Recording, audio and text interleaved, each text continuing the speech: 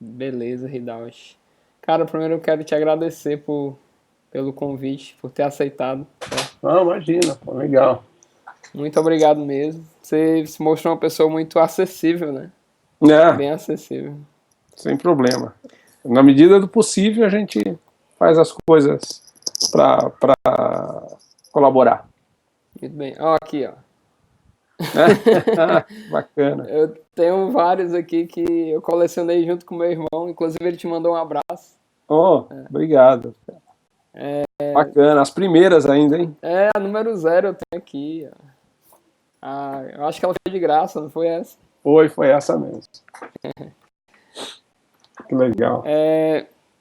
Cara, assim, primeiro, pode começar a falar um pouco da tua vida, um pouco da tua história no mundo, nesse mundo, assim, de quadrinhos, ilustração, animação, o que tu fez, o que tu tá fazendo agora. Assim, um breve resumo da tua vida profissional. Tá. Não, na verdade, eu comecei tarde já, comecei com 23 anos. Eu desenhava desde criança, mas não profissionalmente. Aí, com, eu fui estudar. Primeiro eu trabalhei de office boy, essas coisas que todo moleque fazia naquela época. E depois eu fui para a faculdade. E a faculdade era a tempo integral, então eu me dediquei. Mas só fiz metade da faculdade porque acabei indo para o desenho animado mesmo. Fez faculdade de quê? De teologia. Teologia. Tudo a ver, né? Mas foi bom, me deu uma base de conhecimento bacana, li muito. Então, era uma época de muita efervescência cultural. Eu estudei aqui em São Bernardo do Campo, no momento. Hoje não é tão legal, mas era quando estava nascendo o PT. Uhum. E era tudo uma esperança de que o Brasil ia melhorar, de que a gente estava numa ditadura, né? E que a gente ia sair dessa ditadura. Então era assim um momento de efervescência, era bacana. Estudei, me deu muita base teórica, cultural, li muito, me diverti muito também. Eu morava na faculdade, então foi bem bacana, um período bacana. Só que em seguida o irmão da minha, que hoje é minha mulher, que a gente namorava, ele me arrumou uma espécie de estágio numa produtora de desenho animado, de um pessoal que ele conhecia. E foi aí que começou. Então eu já fui fazer desenho animado sem saber. Eu só sabia desenhar, mas aí eu falei, eu aprendo. E foi em alguma empresa conhecida hoje, assim? O que tu A fez pra empresa TV? não. Ah, sim, para a TV, a primeira coisa que eu fiz foi um comercial do Banco Itaú. Olha aí, que legal. Foi bacana. Então a gente começou a fazer comercial de televisão, tinha Banco Itaú, depois Unibanco, que não era junto, né? Mas Uhum. foi bacana, uma experiência boa. Só que a empresa era muito pequena e não tinha muito futuro. Eram 3 sócios que eles eram muito trabalhadores, muito esforçados, mas a empresa não tinha muito futuro no mercado naquele momento. Aí quando eu percebi isso e eu precisava ganhar dinheiro, eu resolvi me aventurar e falei, eu preciso me dedicar, assim, eu preciso decidir a minha vida. Ou eu vou mesmo para frente ou eu mudo e volto para trás. Ficar aqui do jeito que está não dá. Aí eu resolvi isso. Eu peguei todo o material que eu tinha feito lá de desenho animado, em papel mesmo, que a gente fazia no papel, né? E juntei assim, algumas cenas, coisas que a gente tinha. Aí eu desenhei umas mônicas, uns cebolinhas, e fui lá no Maurício de Souza. Lá na Rua do Costume? Não era lá, não. Era na Rua das Palmeiras. Ah, certo. Aí resolvi ir para lá e fiquei sabendo que talvez estivessem contratando, porque eles estavam começando uma produtora de desenho animado mesmo. Olha aí que Falei, legal. então eu vou lá. E apareci, sei lá, tipo assim, numa quarta-feira eu fui lá. Aí eu deixei os desenhos, porque eles iam filmar esse material. transformar em filme para ver como que era a minha animação. Aí o rapaz me falou, não, você deixa material, depois a gente te chama. Aí na sexta, assim, mas não me lembro bem se era assim na quarta e na sexta, mas é como se fosse na quarta e na sexta eles me chamaram. Aí eu cheguei, ele falou, olha, a gente viu seu material e é bom, se você quiser, a gente tem uma vaga para você aqui. O salário não é muito legal, assim, grande salário, mas para começar, acho que tá bom. Se você topar, a gente vai ficar feliz que você trabalhe aqui, você tem condições e tal. Aí eu fiquei surpreso, né? Era para ser animador? Então, já era para ser animador, eu achei que eu ia ser assistente. Alguma coisa. Legal. Então tu participou daqueles desenhos animados da Turma da Mônica da década de acho que 80, né? Isso. Que massa, cara. Eu gostava daquele traço lá, daquele estilo. Achava bacana. Foi bem bacana para mim, foi uma escola, na verdade. Eu aprendi muita coisa. O Maurício de Souza está sempre ligado à minha trajetória, porque primeiro ele é o mestre mesmo do Brasil, né? E segundo porque foi isso, ali foi onde foi um desafio para mim, fiquei com medo, né? Mas uma surpresa enorme, porque eu achei que eles iam me dar um emprego de assistente, de alguma coisa. Até perguntei, falei, mas vou fazer o quê, né? O cara deu risada, falou assim, você não veio você não pediu uma vaga de animador? Eu falei, não, eu pedi qualquer vaga. Legal. Então foi você que foi atrás fui eu que fui atrás. Dessa oportunidade, né? Isso. E a partir daí eu comecei. 2 anos depois a gente estava, e aí eu já estava bem afinado. Acho que eu sou uma pessoa que aprende rápido. Quando eu gosto do negócio, eu aprendo mesmo. Eu me dediquei muito, fui fundo, estudei, vi quem eram os melhores lá dentro e me debrucei em cima do trabalho deles. E aí, 2 anos depois, a gente saiu para uma outra aventura. Fomos fazer produção para Hanna-Barbera. Aí foi bacana também. Fizemos coisas para Hanna-Barbera, para estúdios Marvel, tudo para os Estados Unidos. Mas era estúdio próprio? Não, era um estúdio daqui, de um amigo nosso que tinha montado o estúdio e me chamou o pessoal todo. Aí eu já fui diretor de animação, já fomos. Legal. Foi bacana. E aí foi embora, cara. Depois não parei mais. Foi pra Cultura, Castelo Rá-Tim-Bum. Isso, trabalhei na TV Cultura. Depois, aí trabalhei com publicidade numa outra agência. Eu era freela, eu criava personagens para as campanhas deles. Campanhas? Olha, para tudo. Campanha institucional. Campanha, o que eles precisassem, que eles achassem. Às vezes precisavam de ilustrações, tipo, tem que. Porque não existia computador, né? Era tudo feito na mão. Então, às vezes precisava de um storyboard, eu fazia o storyboard. Às vezes precisava de um material para ilustrar, sei lá, às vezes tinha uma receita, a maizeira ia levar um livrinho com receitas, aí eu ilustrava isso para eles, era legal. Só que aí foi bacana que a gente acabou fazendo coisas de mais peso. A gente fez uma campanha acho que é Elma Chips. Isso, foi uma campanha da Elma Chips que era na época que teve o Jurassic Park, que lançou o primeiro filme.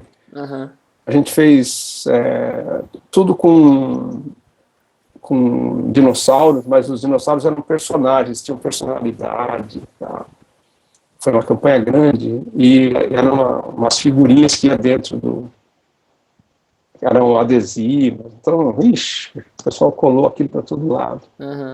Fizemos uma outra campanha, que agora não me lembro para quem era, que era ditados populares, tipo o que é, sabe? Então, assim, fizemos 50 figurinhas também. Tudo isso na empresa desses teus... Nessa agência. Nessa agência. Isso. E aí trabalhei com um monte de gente. Aí trabalhamos depois, fomos para a TV Cultura. A TV Cultura a gente fez muita coisa também. E foi quando eu montei a minha empresa, porque eu precisava, como eu não ia ser empregado de ninguém, eu ia ganhar mais dinheiro não sendo empregado. Aí eu abri a minha empresa, que não era uma empresa, era para passar nota e tal. Mas acabava produzindo muita coisa. Fizemos, já nessa época, comercial para o interior do Brasil, comercial de TV. Foi quando começou a campanha das lojas 100, que foi uma campanha super vitoriosa, durou quase 20 anos a campanha das lojas 100. Foi bem bacana. Legal. Que foi uma coisa que deu continuidade. Aí criamos, né, em 91 eu criei o Seninha. Uhum. E deu essa história toda aqui até hoje. Depois tivemos mais alguns casos de sucesso, que foram bem bacanas, que é a Clean, calçados infantis. Sim, que era para ser só um logotipo, acabou virando a comunicação toda, tivemos, sei lá, uns 30 filmes, não só de comercial, mas de filme institucional. Uhum. É bacana, é uma história boa, uma história gostosa de lembrar, e tá aí ainda. Acabou. Isso, essas coisas que tu falou foi quando tu era trabalhava nessa agência, né? E quando tu criou a tua empresa, tu fez o quê?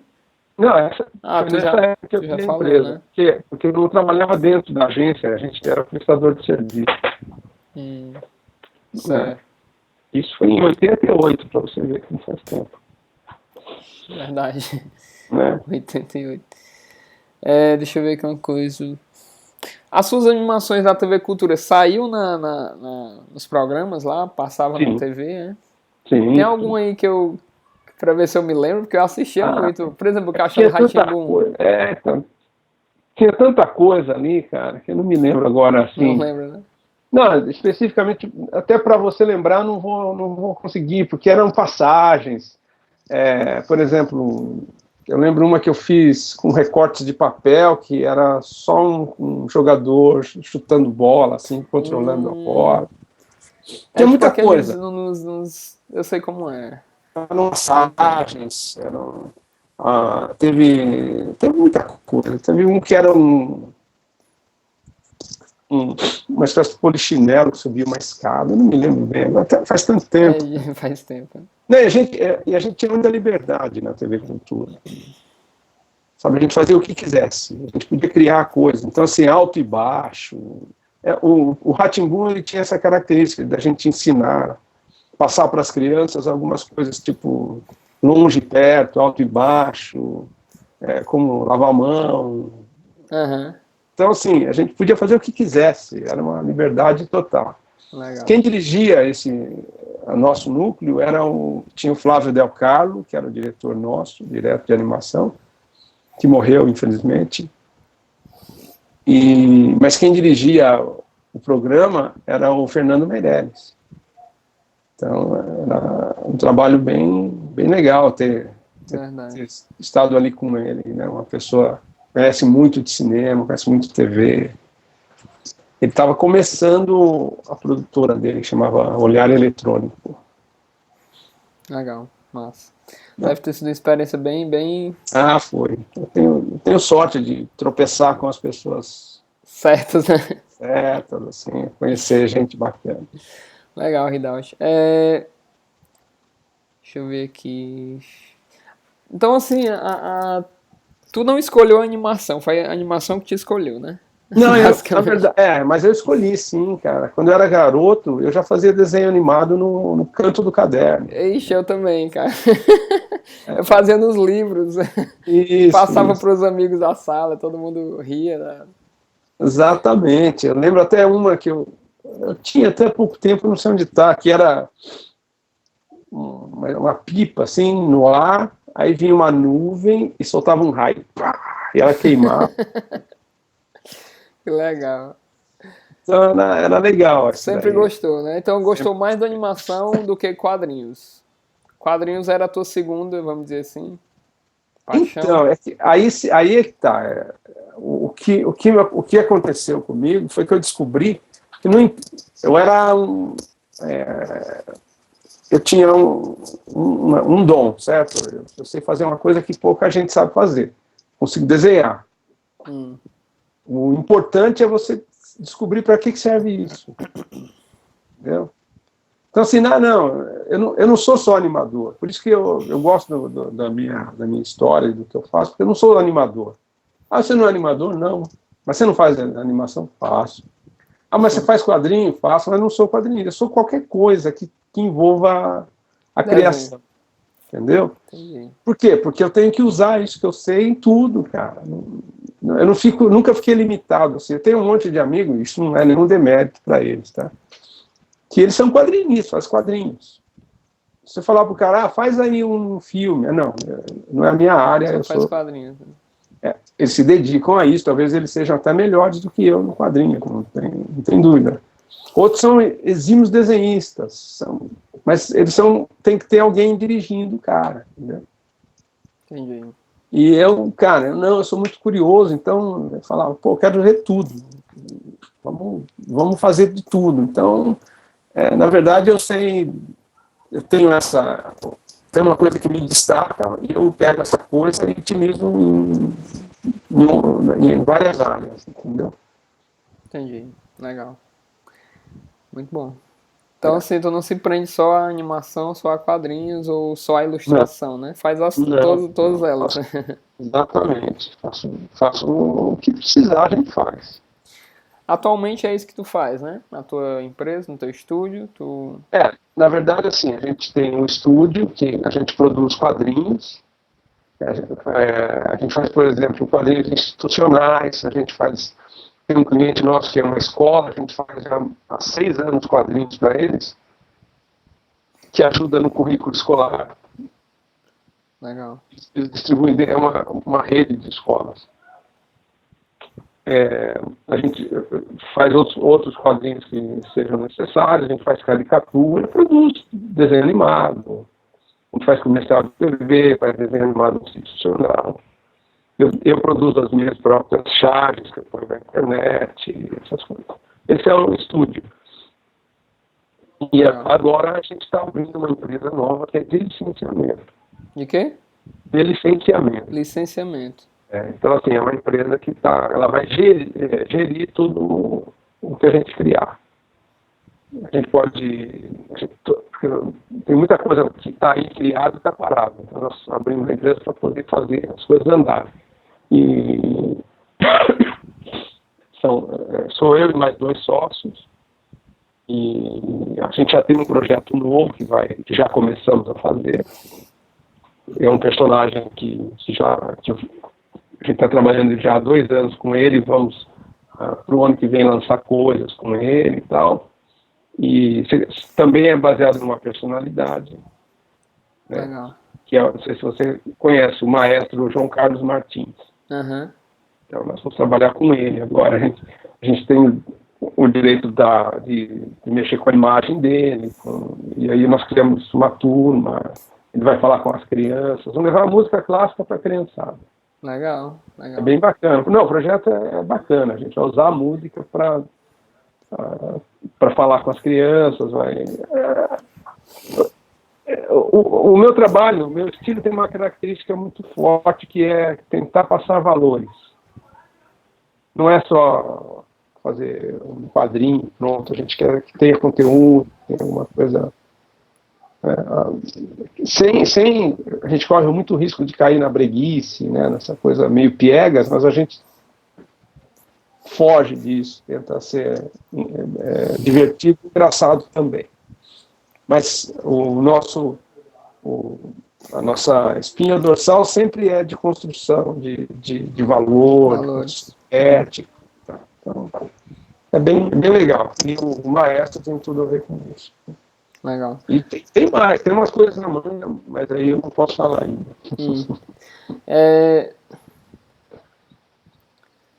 interessante porque as pessoas às vezes não se dão conta, né, de que um personagem, por exemplo, o Seninha, né? O exemplo mais... A gente tem que falar, o Seninha, ele permeia o meu trabalho. Na verdade, assim, as pessoas falam, mas de grande você só fez o Seninha. Eu falo, calma, Deus, como só?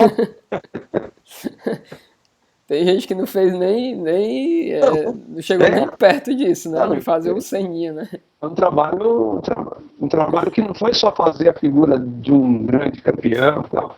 É um trabalho que está aí, ele é bem criado, ele é bem estruturado, entendeu? Eu Ele tô ainda falando tá aí, né? Ele ainda é ele ainda é muito usado hoje usado.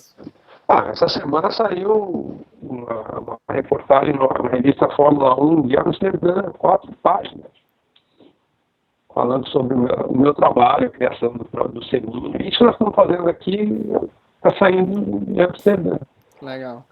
Cara, assim, eu acho que é como tu diz mesmo, é um investimento, né? É, A pessoa apostar num personagem. Por exemplo, o Senna, né? O fato dele ter apostado num personagem pô, dele, né? Hoje em dia ele dá um retorno bom, né? Se for pensar em dá. termos econômicos, assim, dá um retorno de milhões, Não, né? milhões, olha. Milhões por mês, né? Isso. Centenas de milhões, né? Assim? Não, por mês talvez não dê centenas de milhões, mas Se dá um eu dinheiro. tinha lido, se eu não me engano, parece que rende 200 milhões ao Né? Instituto Sim, mas Ayrton Senna. não é por mês. Não é por mês, Mas, né? Mas não, ainda assim é um valor ainda muito assim é um alto, valor né? grande. Né? Poucas coisas dá um retorno de 200 milhões. E outro, fideliza, né, o público. Por exemplo, sei lá, se o pessoal ainda é fã do Senna, É, talvez, né, mesmo não conhecendo ele, conhecendo o personagem, o pessoal ainda é ah, fã, né, acaba eu fidelizando o público, né? vou te contar uma historinha. Quando a gente levou o projeto, foi eu que levei o projeto para ele, não foi ele que me pediu. Você que teve coragem, né, de ir lá e De levar o projeto e já levar o projeto pronto. mais uma vez, né, Idade? Tu foi Mas pro não, Maurício de Souza primeiro, né? não, tem que sair, cara. Tem que ter coragem, né? Uma das Tem que. características do cara que trabalha nessa área, né? Sim, você tem que acreditar no que você faz. Se você não acredita, ninguém mais vai acreditar. Não adianta você acha que você vai ficar sentado desenhando e alguém vai olhar e falar, aquele cara ali eu posso. Sabe? Isso pode até acontecer, mas aí você vai ser uma ferramenta na mão de alguém. Verdade. Entendeu? Então, assim, eu acho legal que eu levei o projeto e não foi assim, aceito logo de cara. Não era um negócio que ele fazia, ele não conhecia esse mercado, não sabia nada. E as pessoas não queriam fazer lá dentro da empresa dele. Não, isso aí não é do nosso escopo aí, não tem. E um argumento que eu usei foi esse. Eu falei, olha, aí eu falei direto para ele isso. Eu falei, olha, imagina daqui, sei lá, daqui tantos anos, você vai estar aposentado. Você não vai estar mais num carro de Fórmula 1, você não vai estar mais na mídia, você não vai estar mais na TV, mas o personagem vai estar atual, ele não envelhece, ele não morre. Né? E você vai Interessante. poder ainda continuar falando com o público através dele. Mesmo depois de aposentado, você velhinho e o personagem aí. Foi aí que ele percebeu o valor do trabalho. Não era só uma coisa de ganhar dinheiro. Claro, tem que ganhar dinheiro também. Todo mundo quer. Tem que trabalhar, tem que dar retorno, mas não era só por isso, entendeu? E ainda hoje eu estava falando com uma pessoa, falando, olha, se você faz um personagem só porque a pessoa é famosa, vira um personalismo, assim. Cara, é um capricho da pessoa. Então, assim, tem muita gente me pergunta, você não fez o Rubinho? Por que você conhece? Sim, eu conheço um monte de gente. Na Fórmula 1 eu conheço quase todo mundo. Esportistas, outros artistas de TV, eu conheço bastante gente. E por que eu não faço? Por que eu não fiz? Porque senão seria isso, seria um personalismo, seria só um bonequinho bonitinho. Acho que a pessoa, a personalidade tem que ter um recado a dar. O Ayrton Senna tinha um recado. Ele falava coisas que eram importantes. Por isso que eu resolvi fazer ele, não outro, e por isso que deu certo. Entendeu? Legal. Então, talvez se eu fizesse um outro esportista ou uma outra pessoa famosa que não tivesse tanto conteúdo, tivesse ficado pelo caminho. Né? Verdade. E isso Então, assim, Ah, Não pode perguntar. desculpa. Você ia... Não, você passou 4 horas pra... 4 horas não, desculpa. 2 anos pro Senna falar com você, aceitar o É, projeto, né? O pessoal nem isso, tinha mostrado pra ele. exatamente. E esses 2 anos foram os 2 anos mais difíceis, assim, da tua carreira. Não, Esperando. não, cara, fazer o quê? Tem que continuar a vida, Certo. entendeu? Aham.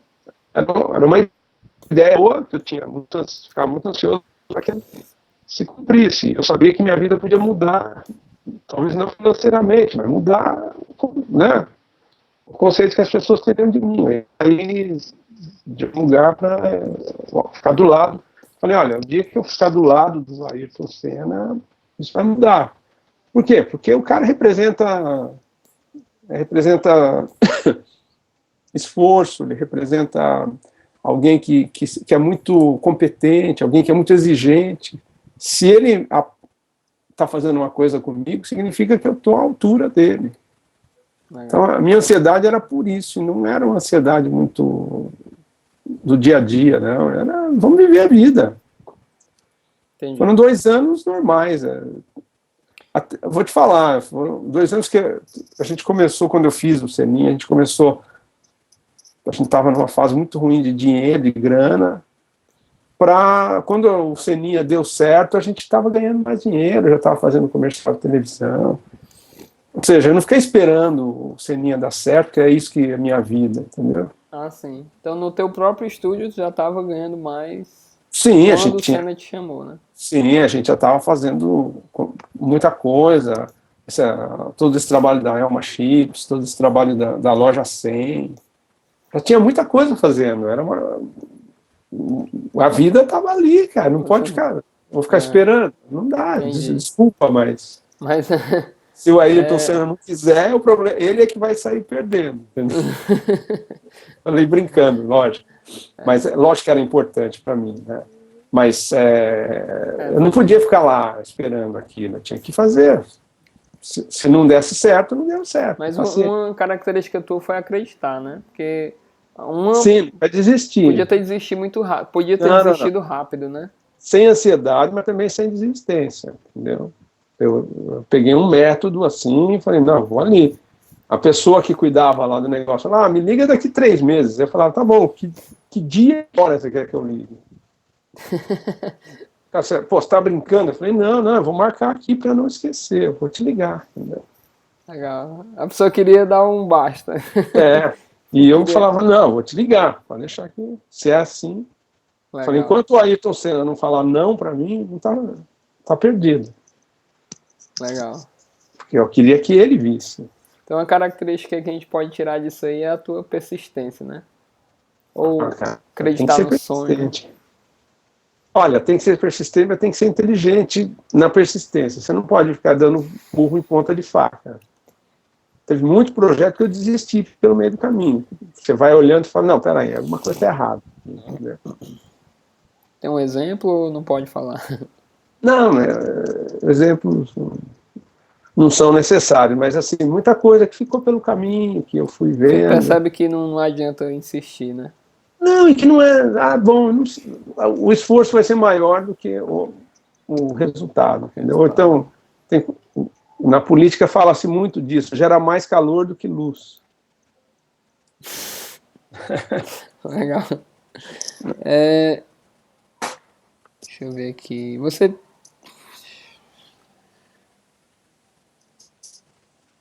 Qual foi a sensação que tu teve de receber o sim do Ayrton? Foi demais, né? Porque você tem que entender uma coisa também, não foi um sim, é um sim que veio acontecendo, entendeu? Uhum. A partir do momento que ele percebeu que ele ficou sabendo que tinha esse projeto, aí ele quis ver, aí começou o sim dele virou, primeiro era um talvez, entendeu? Uhum. Então assim, quando ele percebeu que ele viu que tinha esse projeto, eu falei, então eu quero saber mais, venham. Aí fomos conversar, aí fomos mostrando, aí ele tinha dúvidas, fomos esclarecendo. Aí Legal. ele falava, tanto que, para você ter uma ideia como ele era, cara, ele me pagou para que eu o convencesse de que era um bom projeto. Legal. Entendeu? A gente tinha uma estrutura montada e ele queria que a gente mostrasse para ele que seria um bom projeto. Aí ele falou, faz o seguinte, quanto custa para vocês me prepararem isso, me fazerem uma pesquisa, não sei o que, não sei o que lá, não sei o que lá, não sei o que lá. Aí nós passamos o orçamento e ele pagou para talvez dizer não. Entendi. E aí conseguimos, através desse trabalho, desenvolver bem, melhor o projeto, mostrar, preparar um material bonito para ele levar para empresas, e as empresas dizerem para ele, a gente investiria assim nisso. Bem legal. A Elma Chips foi uma, né? Que então não é uma investiu. coisa assim. Chips foi um. Ó, Então, propaganda na revista, né? Exatamente. Legal. Acho que... Então, assim, teve as coisas não são simplesmente o cara olha, porque assim, essa foi a sacada daquele momento. Eu não levei um desenho para ele olhar e falar, eu aprovo, eu gosto. Eu levei uma ideia para que a gente desenvolvesse. Entendeu? Falei, ó, eu tenho um projeto aqui, está pronto, um projeto. Você quer olhar? Ele olhou. Falei, legal. E aí nós desenvolvemos, através daquela projeto base meu, todo o projeto que seria o Seninha. Fez um projeto, um texto, com figuras, mostrando viabilidade. Viabilidade, não, e outra. Quanto custaria, o que precisa, profissionais que precisa, equipamento que precisa, tudo. Legal. Sabe? Tanto que, em seguida, e ele vivo ainda, ele pegou ele tinha um prédio aqui em São Paulo, eles não estão mais lá, mas virou um prédio símbolo dele, aqui, que tinha um heliponto em cima. Então. E todo mundo conhece esse prédio como o prédio do Senna. E ele tinha vários andares lá, que tinham os escritórios dele. Então.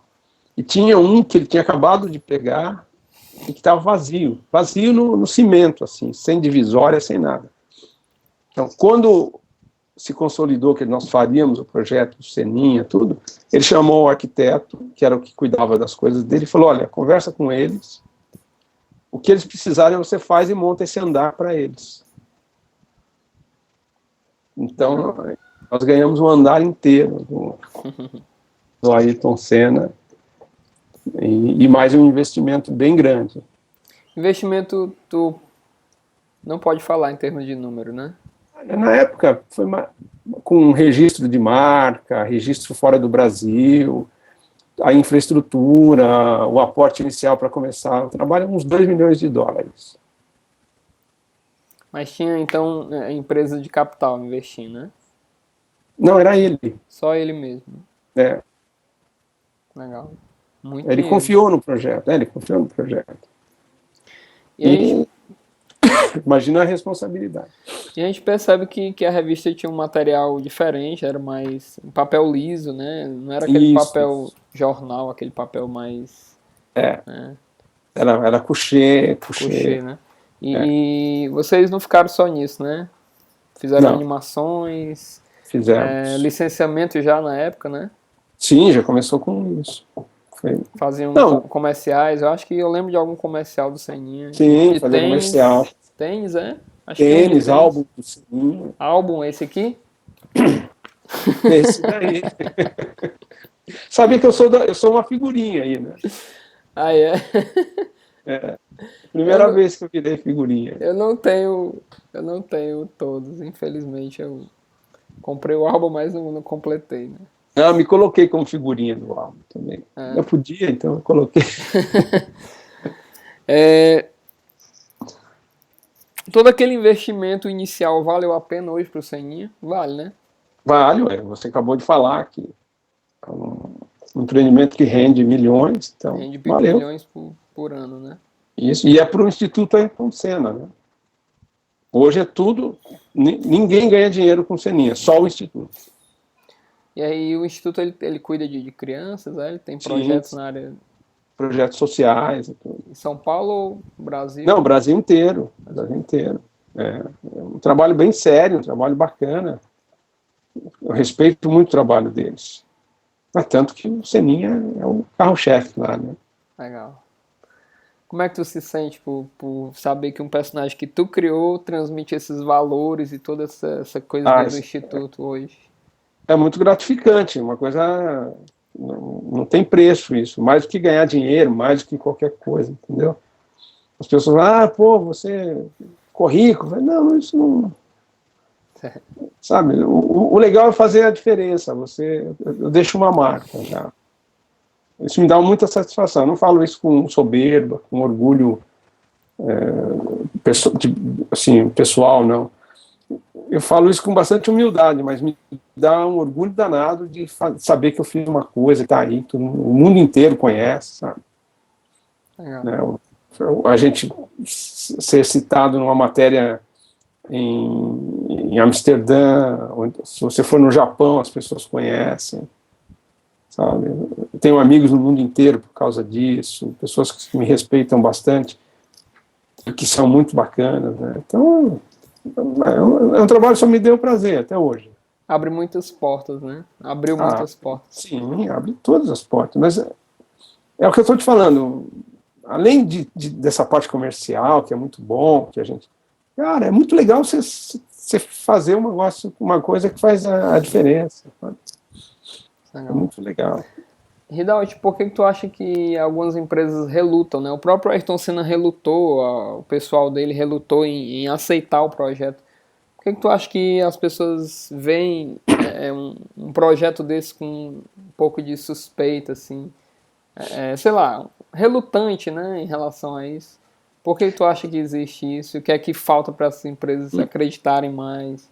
Primeiro, eu não sei se as empresas relutam. Eu acho que, na verdade, você precisa... Quem trabalha nessa área, né, eu acho que precisa saber vender o peixe para quem vender. Não adianta eu querer vender uma coisa infantil para quem faz cigarro, para bebida alcoólica. Entendeu? Entendi. Né? Eu acho que a gente tem que saber para quem vai vender. Criar direito também. Entendeu? Por isso que eu estou te falando, às vezes eu mesmo já pensei em coisas, fui lá investir, de repente eu vi, não, peraí, estou errado isso aqui não vai rodar nunca, não vai virar. Entendeu? Então, eu acho que o que a gente tem que fazer é saber para quem vender e saber argumentar. Eu acho que isso pode fazer a diferença. Eu não sou muito de chorar as coisas, não. Se as coisas estão dando errado, é porque eu estou fazendo alguma coisa errada. Entendeu? Entendi. Pô, mas você não acha que às vezes você está fazendo certo e o outro é que está errado? Não. Se o outro não está entendendo o que eu estou falando, talvez seja eu que não esteja falando direito. Entendeu? Eu não gosto de pôr a culpa nos outros, é uma coisa que é minha responsabilidade, é isso que estou dizendo. Então, eu não sei se as empresas relutam. Só O ver o Ayrton mercado. Senna, Ele relutou um pouquinho porque não era o ramo dele. Imagina, ele é um corredor de Fórmula 1, como é que ele vai entrar no mundo dos quadrinhos? Uhum. O que isso na cabeça dele tinha? Qual é a correlação? Na minha estava muito claro. E na dele, aí isso foi o teu papel, foi mostrar o que estava claro para ti, para ele. Foi nesse momento que esse argumento foi muito valioso. Que, olha, vai sobreviver a sua carreira, você vai se aposentar, e acabei mostrando que eu estava certo de uma maneira triste. Quer dizer, sobreviveu a carreira dele não pela aposentadoria, mas sobreviveu. Entendi. Cara, quando eu soube da notícia da morte do Senna, eu chorei com as revistinhas do Seninha na mão, cara. Olha só. Tu vê como Pois é, na época eu acho que assim, o pessoal mesmo quem não acompanhava a Fórmula 1, né, acabou se tornando um grande fã dele pelo personagem, né? E até hoje ele é um porta-voz, né, sim. dos valores que ele quer Valores, eu acho transmitir, né? Da própria brasilidade, de ser brasileiro. Não que ser brasileiro seja é melhor do que ser, sei lá, francês, não é isso. Mas ser brasileiro é uma identidade, cara. Você é brasileiro, né? Você tem que valorizar isso. Não adianta você...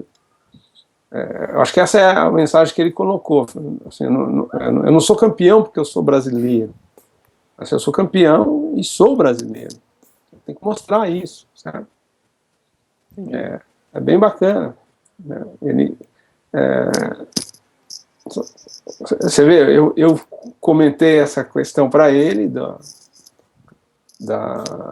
importância que teria para a carreira dele e tudo. E ele jogou de volta para mim a responsabilidade.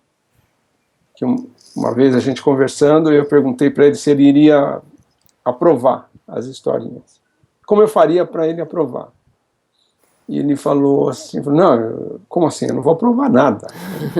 Eu não entendo nada disso aí. Eu falei, sério? Ele falou, não, é para isso que tem você aí. Ué. Você é o cara que entende, você é o cara das historinhas. Você faz, o que você fizer tá feito, cara. Você entende isso aí. Eu não, eu sou corredor de Fórmula 1. Tal. Ou seja, ele confiou em ti, né?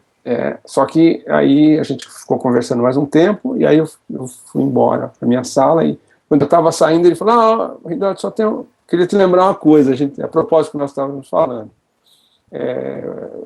Você é o cara do desenho e eu sou o cara da Fórmula 1. Então, assim, né? Mas eu queria que você se lembrasse uma coisa, lá na Fórmula 1 eu sou campeão. Tá?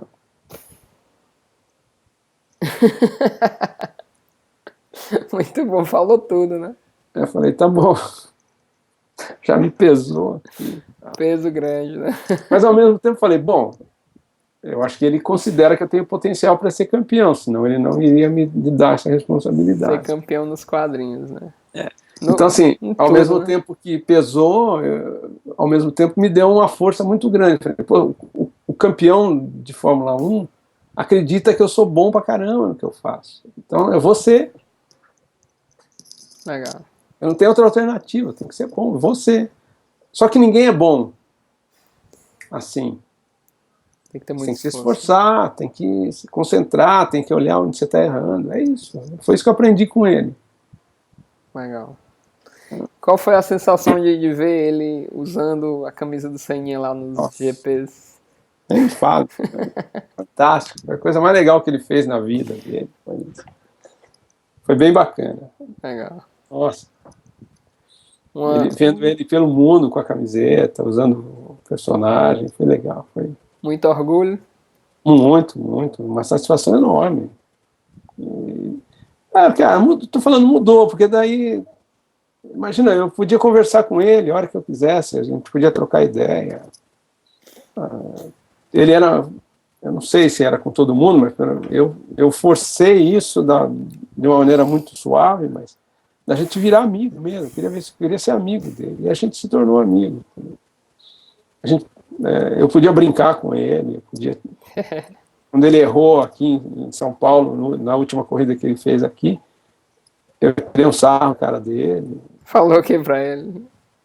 Não, que a gente tinha combinado que... Você lembra que a gente tem uma bandeira muito grande que nós armamos na arquibancada? Não sei se você lembra disso. Do Seninha? É. Eu acho que eu lembro vagamente, alguma coisa desse Isso. tipo. Tem fotos disso aí. Era uma bandeira enorme, eu mesmo que pintei ela. Assim, era metade de um campo de futebol, claro, sabe? Aí a gente combinou que se ele ganhasse a corrida, porque assim, como o Seninha era um negócio, a Globo não mostrava a Seninha, não falava, porque não era o patrocinador lá da Globo, não ia gostar. Então assim, a gente combinou que se ele ganhasse a corrida, ele ia parar o carro ali em frente, e a gente ia abrir essa bandeira. A Globo era capaz de cortar, né, na imagem. A Globo cortava. Quando ele ia com a camiseta, a Globo só aparecia daqui para cima. Até que eu fiz um selinho escrito assim na gola dele. Botava um óculos do Seninha. Então assim, a gente tentava de tudo. Só que ele não ganhou a corrida. Aí tu tirou sarro com ele. Sim, no dia seguinte, que a gente estava aqui no escritório, na garagem, dobrando essa bandeira para guardar ela, dobrando direitinho. E ele chegou de carro e estacionou. Aí ele veio, e aí, hein, tá dando trabalho, não sei o quê, não sei o que lá. Aí eu falei, pois é, né, cara? Eu combinei com um amigo meu de que se ele ia ganhar uma corrida. Mas o cara é o maior braço duro. É o maior braço duro, o cara sai errando por aí e tal. E ele? Então, assim, ele deu risada. Falei, o cara, braço duro, teu amigo, né? Braço duro e tal. Falei, é. Ele falou, olha, eu vou te falar, cara, só que ele não pode pôr a culpa em ninguém. Foi culpa dele mesmo. Legal. Foi um erro pessoal dele. Aí ele falou, mas vai ter chance depois. Tá? Ele ganha, ele tá acostumado a ganhar. Legal. E teu último contato com ele, ele te ligou, não foi? Tu Foi. falou na tua biografia lá no site. Ele te ligou dizendo o quê? Que estou aqui, mas penso sempre em nossos projetos. Isso, que ele estava longe, a gente, né, hoje se fala muito Skype, tem celular e tal, mas naquela época não era assim. E aí ele me liga da Inglaterra, eu assustei, falei, eu acho que eu fiz alguma besteira, o cara tá me ligando da Inglaterra, nunca me ligou da Inglaterra, vai me ligar. Aí ele falou, não, eu falei, qual o problema? Ele falou, não, nenhum problema, cara, só tô te ligando pra você ver que as coisas, às vezes a gente está muito ocupado, não sei o quê. A gente conversou, ele lembrou da conversa lá a gente conversou que você falou que eu queria que eu aprovasse as histórias e não é o caso. Mas se você tiver problema, você me liga. Porque eu estou longe aqui, estou concentrado, mas eu não esqueço do projeto. O projeto é importante para mim, eu quero que você saiba disso. Legal. Então, foi uma conversa muito emocionante para mim. Na hora não, mas depois, porque virou a nossa última conversa, e uma conversa de confiança, de solidariedade, uma conversa de que o projeto era realmente uma coisa legal para ele. Essa conversa foi um combustível muito forte para que o projeto continuasse mesmo depois que ele morresse. Pois é, eu tava vendo que as revistinhas do Seninha, eu tenho uma aqui que até é de 95. Ela durou até quando? Durou até... Não me lembro. Até 2000, acho. Foi, né? É. Acho que eu só colecionei até 95.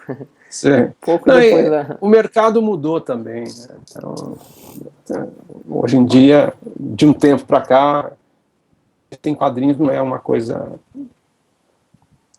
primeiro que não é aquela semanal, mensal, não é, o mercado já não comporta mais isso. E há outros meios, então você tem meio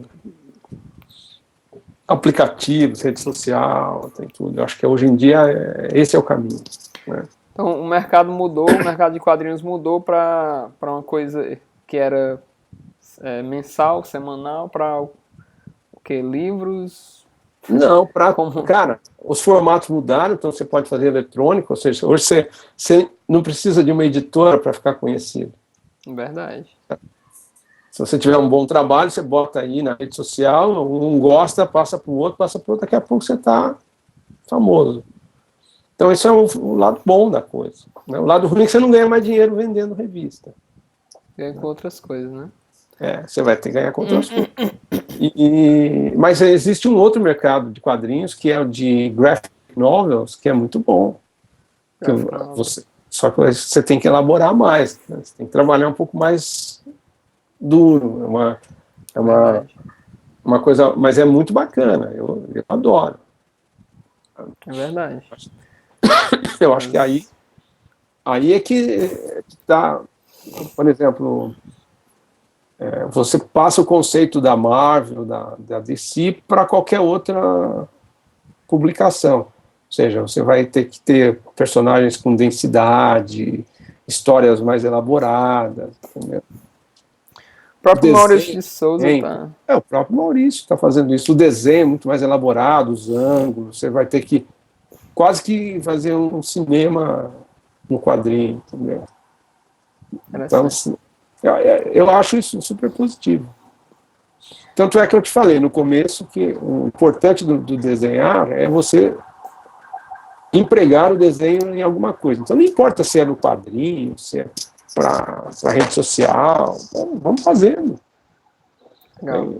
O importante é você alcançar o público, falar coisas que são importantes para as pessoas. Quando as pessoas gostam, não importa se é...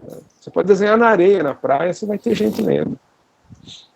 Bem, e em relação tu disse que mudou o mercado e que hoje as pessoas não ganham, assim, elas ganham dinheiro com outras coisas, né? Em torno dos quadrinhos, né? Isso.